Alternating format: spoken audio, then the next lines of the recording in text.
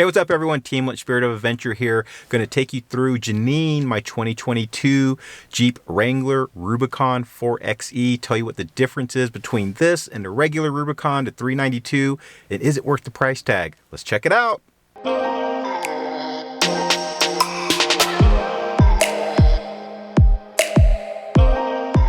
Okay everyone, so talking about my 2022 Wrangler Rubicon 4xe. I got about 7,000 or so miles on it, so I've taken it through its paces and I've named it lovingly Janine. If you know anything about my YouTube channel, I have a van named Bertha, I do some van life stuff with. Janine is going to be my off-road companion as well. I did opt for the 4xe. We're going to talk about the differences between a regular Rubicon Wrangler and the 4xe one. And we'll talk a little bit about the 392, the V8 version as well. So looking here at the very front of the Jeep, there's not a lot of differences in a regular Rubicon versus this. The only thing you'll see that really sticks out is kind of this blue coloring and some of the badging. So first and foremost, you have your tow recovery hooks here. These are blue. You have one on the back, this normal standard for Rubicons or Wranglers in general. It is also colored blue, along with some 4xe badging on it. You'll see on the hood here, it does have a pretty stylized hood. There isn't an open scoop on this, but it is kind of recessed. It creates kind of a really kind of a racing scoop, kind of an aggressive hood look to it. There's a racing stripe down the middle with some color and the 4xe badging as well. So usually from the very get-go, from the start, you can tell what's the 4xe and what's not. There's nothing about the electronic components or the lithium battery that requires any of these hood scoops. This is for the 4-cylinder engine that's under here, but overall, it's all cosmetic.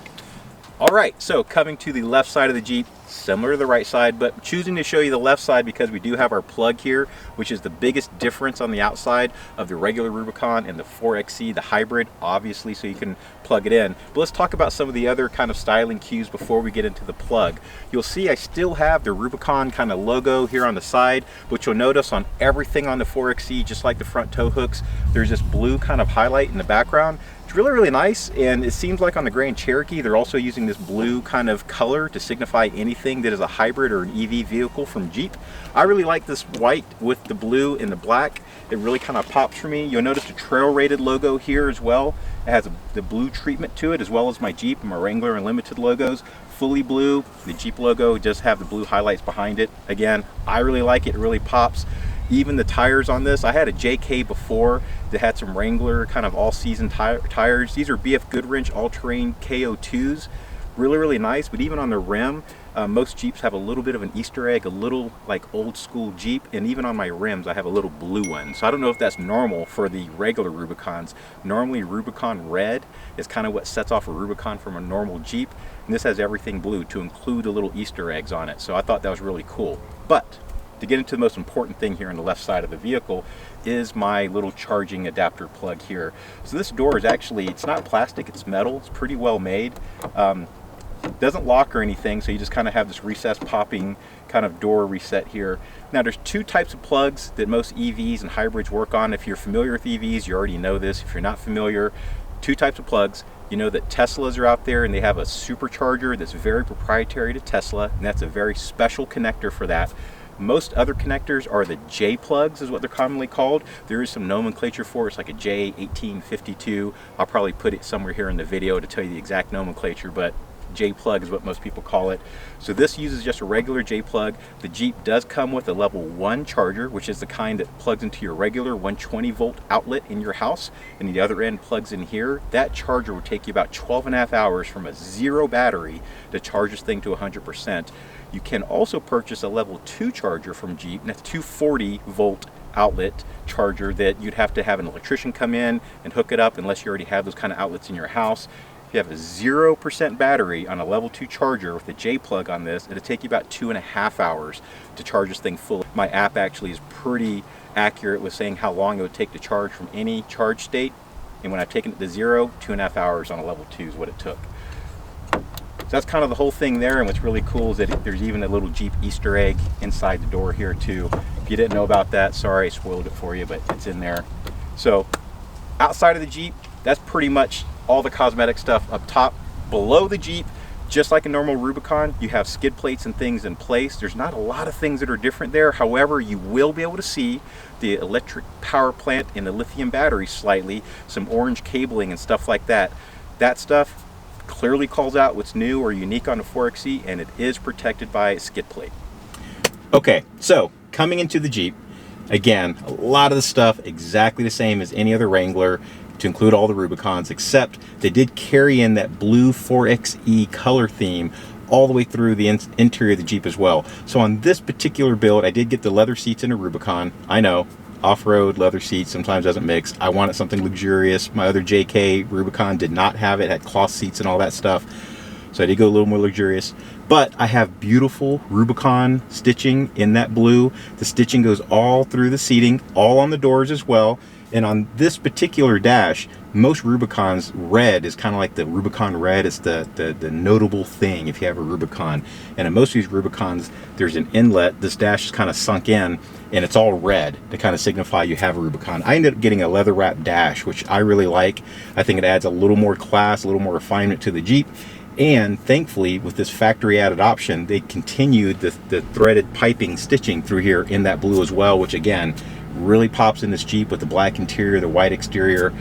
Other than that, everything is pretty much the same. But so let's get into what everyone really wants to know about. The hybrid nature of this, the battery, the electric power plant, the power, the off-road performance. I have taken it down to southern Utah, a little bit off-road. I did have an experience with that. And how does it compare? Is it even worth what you pay for it? This Jeep was about $65,000 and doesn't have every single option that a Rubicon has, but it has most of them. Is it worth it? So let's talk about that. So in the infotainment kind of thing here, whatever you want to call this, the command center, the brain of the Jeep, there are a little bit of options here that you don't have in a normal Rubicon, namely the hybrid electric pages. It talks about the power flow, how much engine you're using, how much battery you're using, how much your climate system is actually using power, because believe it or not, AC and heat, huge drains on lithium batteries, either in RVs or in electric vehicles or hybrids alike. So you can kind of see in your hybrid mode what you're doing, in your driving history to tell you just how much power you're using, how much are you actually driving the vehicle, the hours, stuff like that. If you want to set up a charging schedule for your Jeep, you can do that. Not sure why that's helpful, but people do it. And then there's an ESave feature. So on the left side of the Jeep here on the dash, there is a hybrid electric and an ESave kind of switch, 3-position switch. Hybrid obviously is going to use the gas engine and the battery.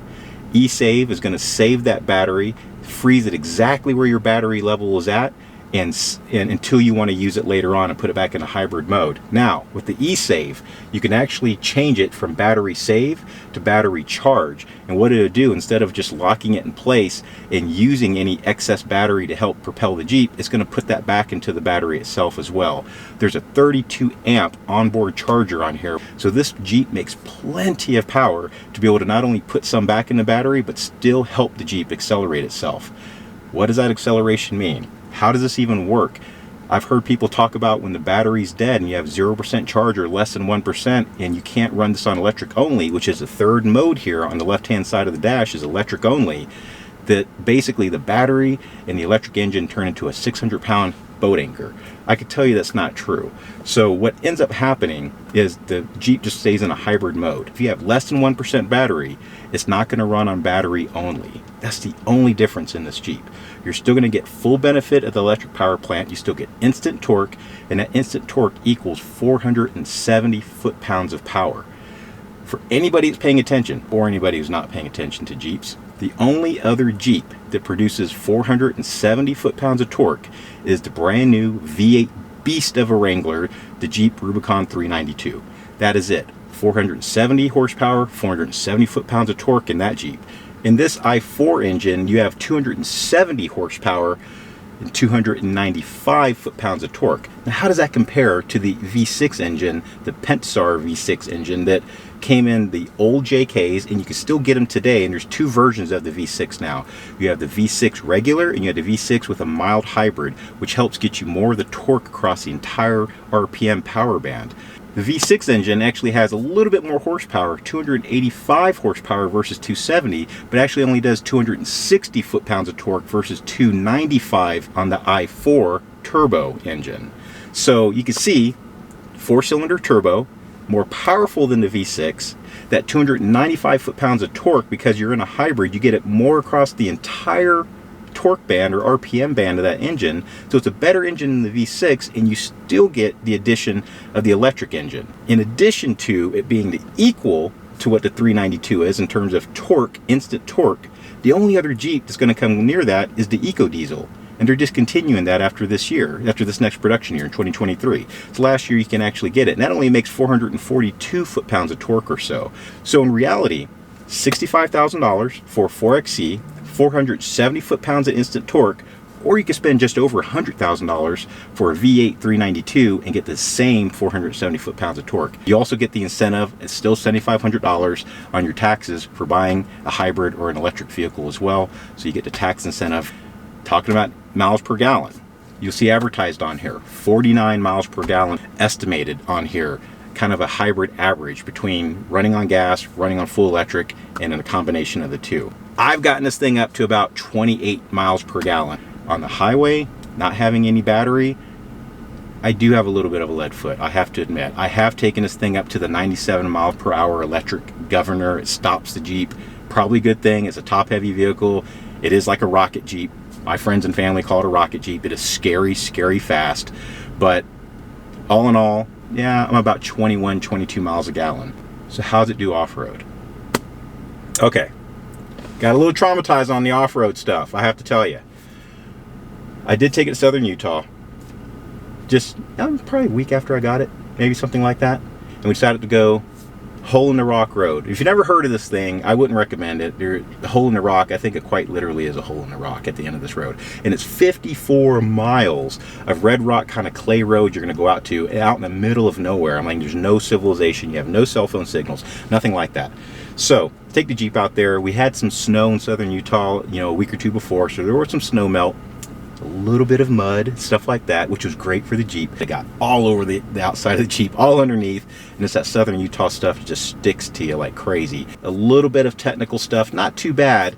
And I want to say the road ends 54 miles away from civilization, and probably at mile 52 I got about 11 warning lights on my dash. Talk about pucker factor. So no cell phone, I got 2 people with me, and we did not have cold weather stuff with us. And in southern Utah around this time of year, it gets freezing at night, believe me, even though it's in the desert. He's trying to get back to Escalante, Utah to a gas station to gas up and check it out, and I didn't want to turn the Jeep off. I thought maybe because it was so electronically advanced it'd probably protect itself, not allow me to turn the Jeep back on. So I just had to leave the thing on as I'm trying to inspect it, find out what's going on. My transfer case, my transmission, my engine light, my regenerative braking, my anti-lock brakes, I mean, all these lights came on. It was pretty unsettling. I did get to Escalante, so Janine did get us back to civilization. I did end up turning it off, put some gas in it, turned it back on. One of the fault lights reset itself. Over the course of the next 2 days, slowly the fault lights started to reset themselves. The last one to do it was probably the transfer case, and I haven't had any issues with the Jeep whatsoever after that. So this Jeep has the Rock Track transfer case. So it's got a 2 high, a 4 auto, a 4 high part-time, and a 2 low. Now, a lot of people don't like this, and I think this transfer case might be specific for the 4xe. I know that the 4 high auto is something that they offered on some of the trims for the Wranglers when they went to the JL. I gotta say I like it. My JK only had a 4 high, 4 low, and 2 high. That was it. So for all intents and purposes, driving out here in the mountains where you can have icy patches, things like that, sometimes light snow where the plows haven't came through yet, you're in a 2-wheel drive vehicle until you put it into 4 high.